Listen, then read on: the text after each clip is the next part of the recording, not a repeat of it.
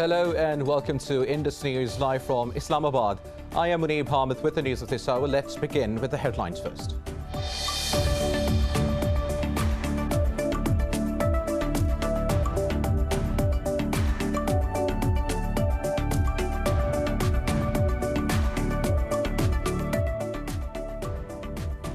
Pakistan has called for a UN inquiry into the extrajudicial killings of civilians in Indian-occupied Jammu and Kashmir.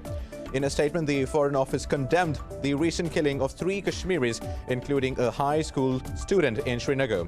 It said occupation forces killed more than 300 Kashmiris in fake encounters and staged operations in 2020.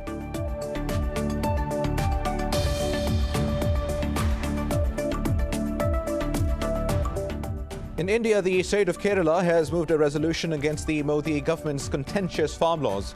The state chief minister says the reforms were not only anti-farmer but also pro-corporate. Meanwhile, the centre has accepted 2 demands of the farmers, but the repeal is yet to be discussed. But the unions have decided to continue their protest till all demands are met.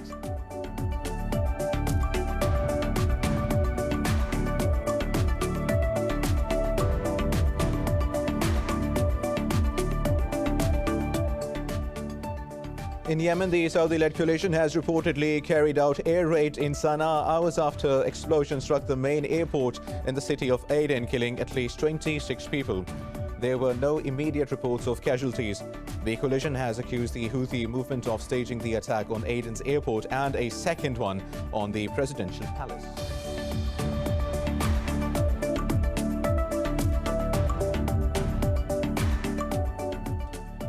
The global deaths from COVID-19 have surpassed 1.8 million, with more than 82 million cases. Meanwhile, the United States has hit another daily record for deaths, with nearly 4,000 fatalities overnight. The toll in the country has crossed 342,000, with nearly 20 million cases. And in Pakistan, the virus has claimed 58 lives and infected nearly 2,500 people overnight. The nationwide tally of deaths has crossed 10,000, with cases above 479,000.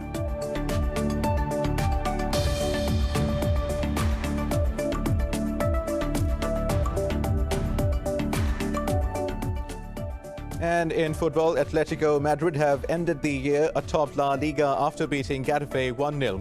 Luis Suarez's first-half header won the game for Madrid at 35 points. Atletico are 2 points clear of rivals and defending champions Real Madrid.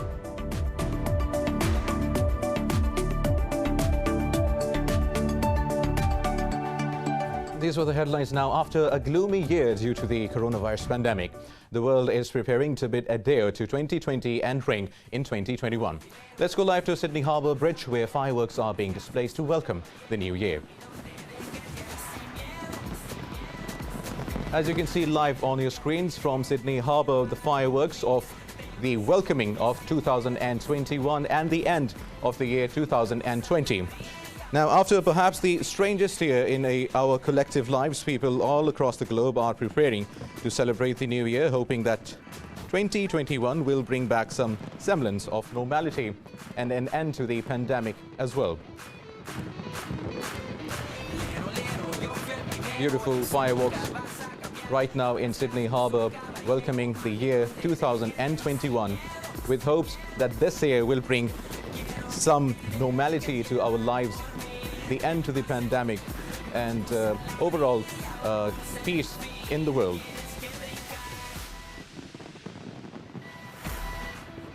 New Zealand was the first country to ring in 2021 with a spectacular fireworks display and light show in the capital, Auckland.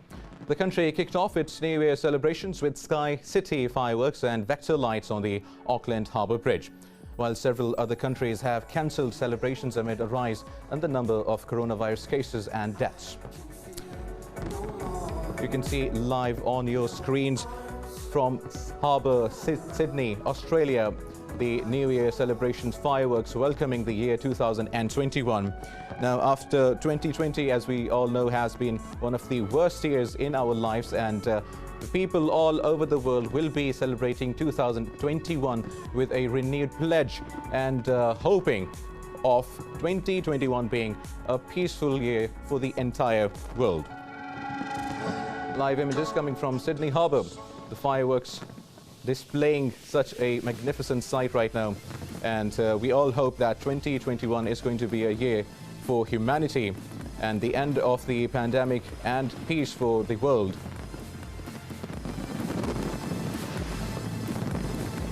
Just reminding our audiences, New Zealand was one of the first countries to ring in 2021 with a show packing 500 kilograms of fireworks.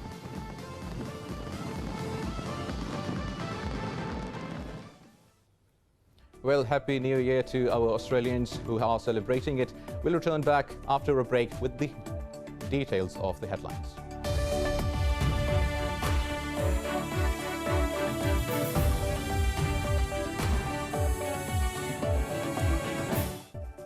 Welcome back. Now let's have the news in detail.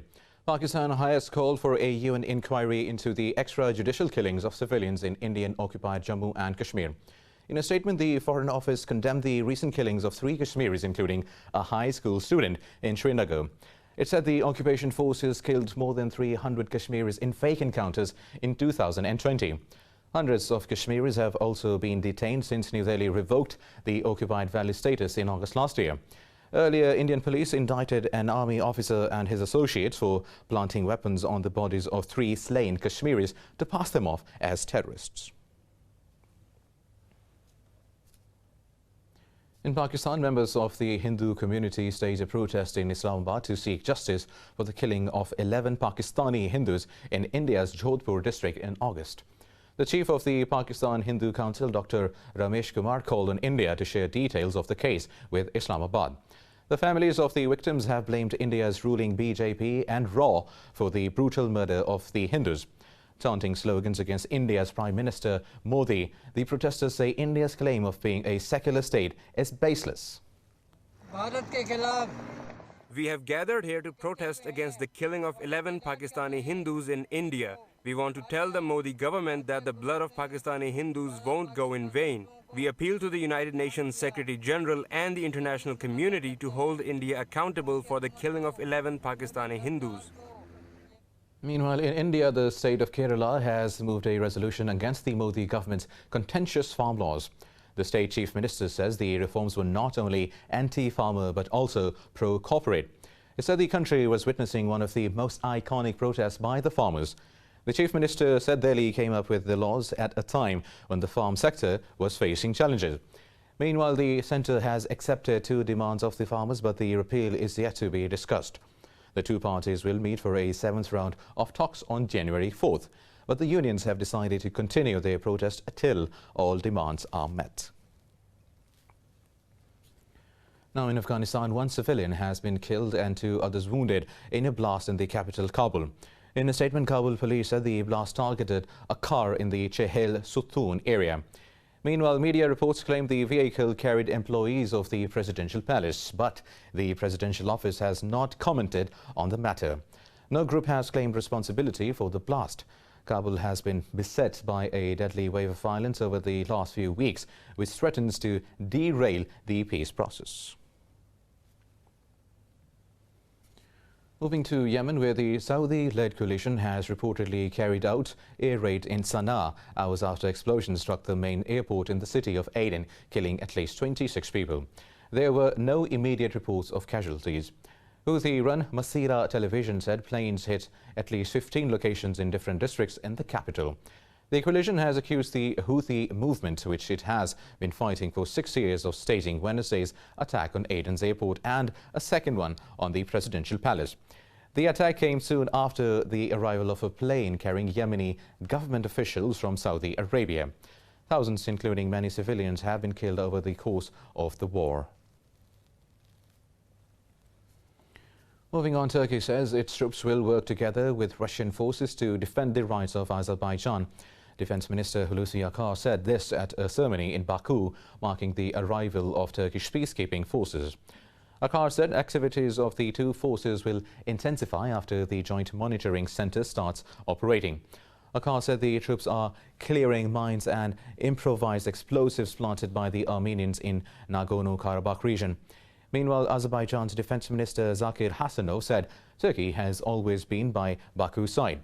Turkey and Russia signed a memorandum of understanding to monitor the peace deal signed between Azerbaijan and Armenia. Now in Syria, at least 25 people have been killed in an attack on a bus along a main highway in eastern Deir az-Zor province that borders Iraq. 13 people were also wounded. The state media said the attack was in an area where mostly Syrian army and Iranian-backed fighters are based. A senior military defector said the vehicle was carrying soldiers and pro-government fighters who had finished their leave and were on their way back to their base. There was no immediate claims of responsibility for the attack. Now, Iran has accused United Kingdom security company G4S of playing a role in killing of General Qasem Soleimani. The top Iranian commander was killed by an American drone strike in Baghdad in early January this year. Iran's Prosecutor General spokesperson Ali Al-Qasi said G4S provided security at Baghdad airport. He said as soon as Soleimani and his comrades arrived at Baghdad airport, employees of G4S provided information to the United States. Meanwhile, in a statement, G4S has rejected the claims as completely unfounded speculation. The statement said G4S had no involvement in the attack on Soleimani or Abu Mahdi al-Muhandis. The U.S. military has flown nuclear-capable B-52 bombers over the Middle East to deter any potential adversary. In a statement, the U.S. Central Command said the flight underscores commitment to regional security. Chief General Frank McKenzie said the flight proves the U.S. ability to deploy combat power on short notice. He said Washington is ready and able to respond to any aggression directed at America or its interests. This was the third bomber deployment by the U.S. in the Middle East in the last 45 days. Tensions are high amid concerns Iran may retaliate to mark the first anniversary of Qasem Soleimani's assassination. Meanwhile, China has slammed the United States for sailing 2 warships through the sensitive Taiwan Strait. The Defense Ministry denounced the trip as a provocation and show of force. It's the Chinese ships and aircraft trailed the destroyers USS John S. McCain and USS Curtis Wilbur. Beijing added that its military was prepared to respond to all threats and provocations. Meanwhile, the U.S. Navy says the warships conducted a routine transit following international law. It said the transit demonstrates the U.S. commitment to a free and open Indo-Pacific. This was the 13th sailing through the strait by the U.S. Navy this year, second in this month alone. Now, United Kingdom's Prime Minister Boris Johnson has signed the post-Brexit trade deal with the European Union soon after it got approved from MPs. The deal sets out new trading terms between the two sides and is due to come into effect on January the 1st. House of Commons Speaker Lindsay Hoyle says Queen Elizabeth has granted royal assent to the agreement. In a specially convened sitting, Prime Minister Boris Johnson said London will work with the EU to reshape the British economy. The Parliament overwhelmingly backed the agreement in a high-speed process, but opponents say the country will be worse off than it was while in the EU. The post-Brexit trade deal will take effect on midnight today. Now, at least 3 people have died as protesters clash with police in Peru's Pan-American Highway. The demonstrators, comprising farmer laborers, demanded better wages and working conditions. They also called for reform to the decades-old agrarian law, which they called unjust. The Ombudsman Office representative, Jose Aguero, said 2 protesters died of gunshot wounds, while a 56-year-old cancer patient died on a vehicle stranded by the protest. He said 24 people were also injured in the clashes, including 15 policemen. The President of Council of Ministers, Violeta Bermudez, condemned the demonstration. In Venezuela, the Supreme Court has ruled a move by the National Assembly to extend its term as invalid. The ruling paves way for President Nicolas Maduro to take charge of the body next month. The court declared any actions by current legislators to continue or extend their status to be lacking in judicial validity and effect. The opposition viewed the top court's decision as beholden to Maduro's dictatorial regime. Meanwhile, the U.S. has blacklisted 2 Venezuelan officials over a trial of former executives of American refiner Citgo. In a statement, the Treasury Department said it banned Supreme Court Judge Lorena Cornelius and the government's prosecutor Ramon Torres.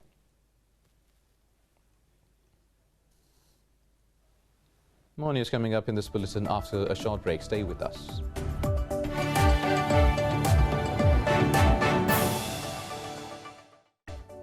Welcome back. Now, the global deaths from COVID-19 have surpassed 1.8 million, with more than 82 million cases. Meanwhile, the highly infectious variant first discovered in Britain has now been detected in the U.S. state of California. The death toll in the U.S. has crossed 342,000 with nearly 20 million cases. More about coronavirus in this report. The claims of achieving herd immunity against COVID-19 during the first wave of the pandemic have turned out to be botched, as even after a year, rarely a day goes by when one country or the other does not report its highest yet cases or deaths. Brazilian syringe and needle makers warn the country's vaccination program is at risk, as the government set auction prices too low and failed to draw bids for enough syringes. The U.S. has reported over 125,000 coronavirus-related hospitalizations, highest since the pandemic began. A nurse in California tested positive more than a week after receiving the Pfizer vaccine, but the company says the body needs more time to build up protection. The U.S. top infectious disease expert says the country may return to normal life by fall next year if states diligently vaccinate population. If we do the kind of vaccines through April, May, June, July, that by the time we get to the early fall, we will have enough good herd immunity to be able to really get back to some strong semblance of normality. Schools, theaters, sports events, restaurants. I believe if we do it correctly, we will be there by the early fall. Turkey has received its first batch of COVID-19 vaccines from China. Italy reported over 16,000 new cases after the premier ruled out mandatory vaccinations. An old home in Paris received first shot of the vaccine amid criticism of France's slow start to its vaccination campaign. As England extends its toughest restrictions, Prime Minister Boris Johnson says the government is forced to impose curbs because of the pace of the spread of new variant. On the downside, there is a new strain of the virus which is spreading much faster and surging across the country. And we've seen a 40% increase in cases in England in the last week alone, almost 15% more patients in hospital, more than at the peak of the first wave. And yesterday, sadly, we recorded almost 1,000 deaths across the UK. China has approved a vaccine developed by Sinopharm, while a conditional approval was given to the national biotech group. Meanwhile, Australia will ring in the new year with harsher restrictions as the country's two largest states battle to quash first clusters in their capital cities. The U.S. Senate leader Mitch McConnell has declined to schedule a swift vote to boost coronavirus aid. The move shuts the door on President Donald Trump's push for $2,000 relief checks. Mitch McConnell said the bill approved by the Democrat-led House has no realistic path to quickly pass the Senate. He said hiking aid checks will be another fire hose of borrowed money. The senators said the money will go to plenty of American households that just don't need it. But more broadly, here's the deal. The Senate is not going to split apart the three issues that President Trump linked together just because Democrats are afraid to address two of them. The Senate's not going to be bullied into rushing out more borrowed money into the hands of Democrat rich friends who don't need the help. Meanwhile, the Senate voted 80-12 to begin a debate to override Trump's veto of a defense policy bill, with another procedural vote due on Friday. The House of Representatives already voted overwhelmingly to overturn the veto. If successful, the effort will lead to the first veto override of Trump's presidency. A new Congress is set to be sworn in on Sunday amid the ongoing political battle. Now, in Pakistan, 58 people have lost their lives to COVID-19 over the past 24 hours. This takes the country's death toll to 10,105.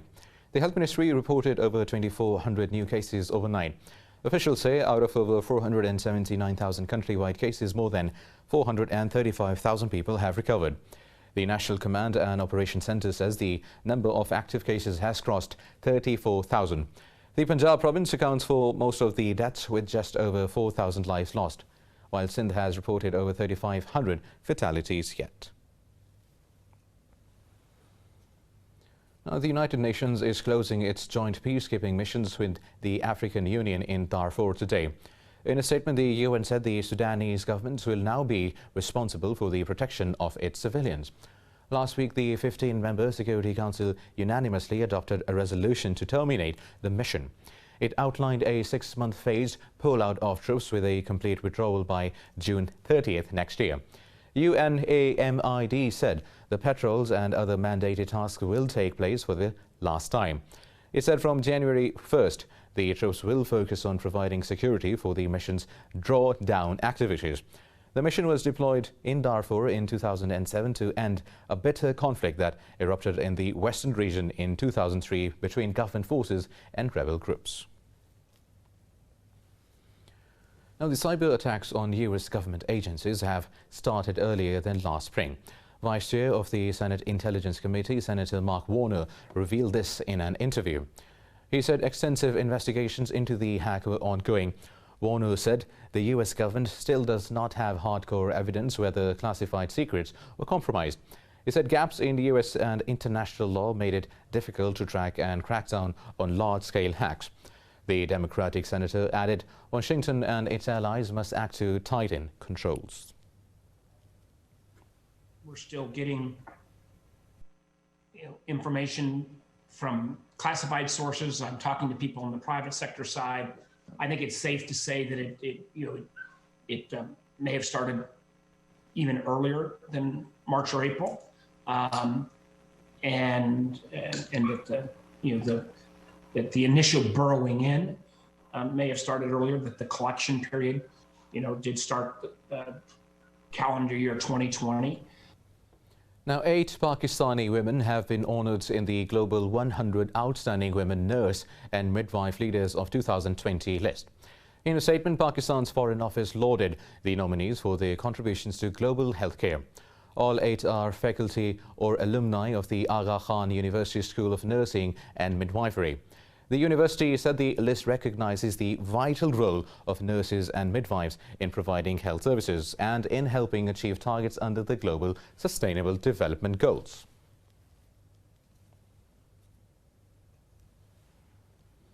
Now, the last full moon of the year cast its glow over Greece, lighting up festive towns and shores. In the coastal town of Rafina, the full moon added a special touch to Christmas decorations. NASA says the full moon, known as the cold moon, began to appear on December 29th in some countries. It will continue to appear full until December 31st in others. The Old Farmer's Almanac website says a Native American tribe, Mohican, also refers to the full moon as the long night moon. It is the closest to the winter solstice and shines above the horizon longer than most full moons. Now, in Russia, people flocked to the colorfully decorated center of Moscow to get some New Year spirit as 2020 comes to an end. Details in this report. Russians bid adieu to 2020, hoping for a better year ahead and for the pandemic to end soon. Due to the effects of the novel coronavirus, the year 2020 has been dominated by a change in everyday life, which made it a rather unpleasant year all across the globe. This is the most unusual year I remember. I can't say it was the most pleasant, but there were good events too. It is good we survived it. I hope the next year will regain balance.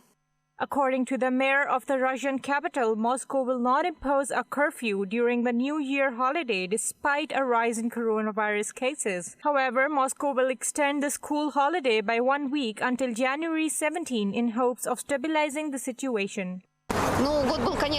This year was tough and tougher than the previous ones. For our family, the impact was not so dreadful as it looks in the perspective of Russia and the whole world. There were a lot of interesting and pleasant events, and I hope it will be so in the future. So we're looking into the future and the coming year, 2021, with hope.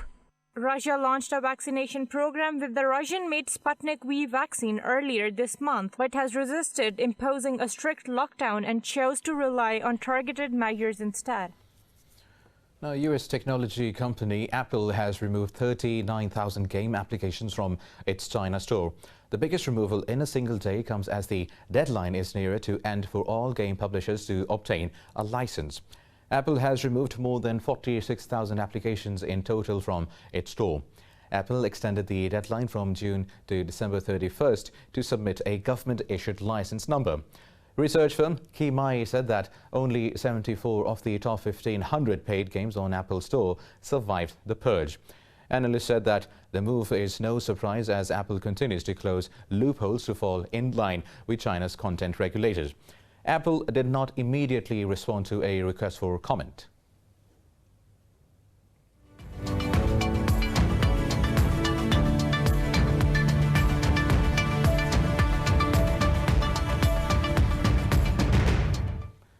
Now, China and the European Union have concluded talks on an investment agreement. The announcement was made during a meeting between Chinese President and European Union leaders via video link. Chinese President Xi Jinping termed the agreement as balanced and mutually beneficial. He added the pact would greatly boost global economic recovery in the post-pandemic era. Xi also called on the EU to uphold free trade and provide a fair environment for Chinese investors.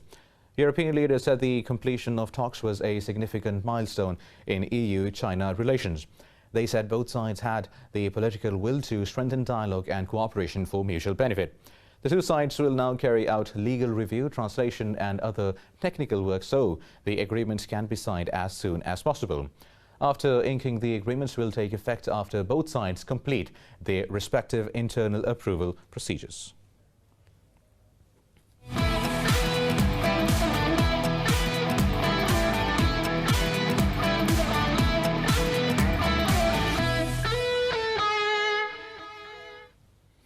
Now in football, Atletico Madrid have ended the year atop La Liga after beating Getafe 1-0. Luis Suarez's first-half header won the game for Madrid. Atletico's win comes during manager Diego Simeone's 500th game as in charge of the club. At 35 points, Atletico are 2 points clear of rivals and defending champions Real Madrid. Meanwhile, in another fixture, Real Madrid put off a disappointing show as they drew Elche 1-1. Luka Modric opened the scoring for Real only to be equalized by Fidel's second-half penalty, earning his side a point. Real Madrid follow leaders Atletico on second place with 33 points. In the English Premier League now, Fulham's away fixture at Tottenham Hotspur has been called off due to a COVID-19 outbreak at the West London club. In a statement, Spurs said Fulham have requested the delay on the grounds of several positive cases. The match is the third in the English staff flight to be postponed due to COVID-19 cases. Newcastle United's trip to Aston Villa was also called off along with Monday's match between Everton and Manchester City.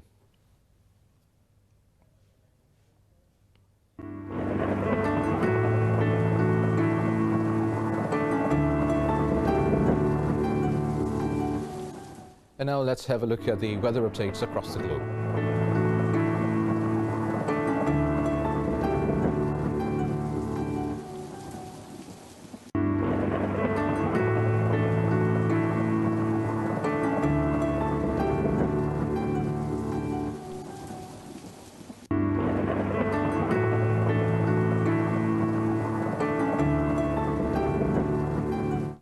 And that is all for now.